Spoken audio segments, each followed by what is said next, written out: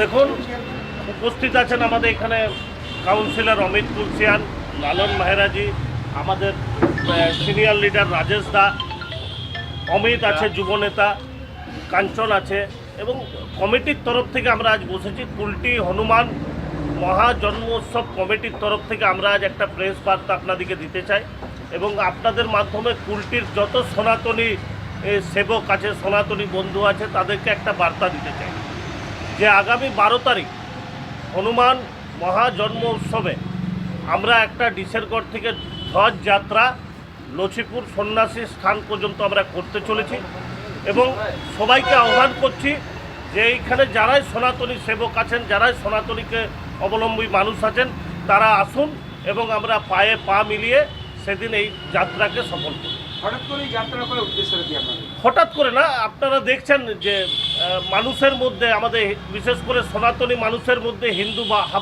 ভাবাবেগ বেড়েছে, এবং তাদের একটা ডিমান্ড ছিল যে হনুমান জন্ম জয়ন্তী উৎসব, আমরা রামনবমী তো বিশাল করে পালন করেছি, যে হনুমান জন্ম উৎসবটাও আমরা বড় করে পালন করি, তাই তাদের অনুরোধকে রাখবার জন্য আমরা এই কদমটা নিই। এটা কি আপনারা কি অ্যাপ্রুভাল নিয়েছেন? কারণ অনেক সময় দেখা যায় যে পুলিশের পারমিশন পাওয়া যায় না, এটা কোনো না, পুলিশ দেখুন, সংবিধানে আমাদের দেওয়া আছে যে ধার্মিক অনুষ্ঠান করার জন্য কোনো পারমিশন দরকার নেই।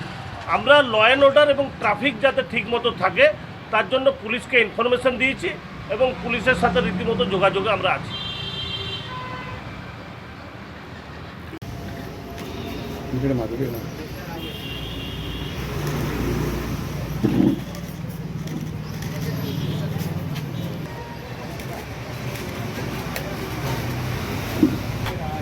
আপন দা, তোমরা তো আছোই, আমারগুলো চ্যানেল আছে, কতগুলো পেপার মিডিয়া চ্যানেল সব বড় জায়গাটা খুলবে, সব আমাদের বড় তো ঠিক আছে।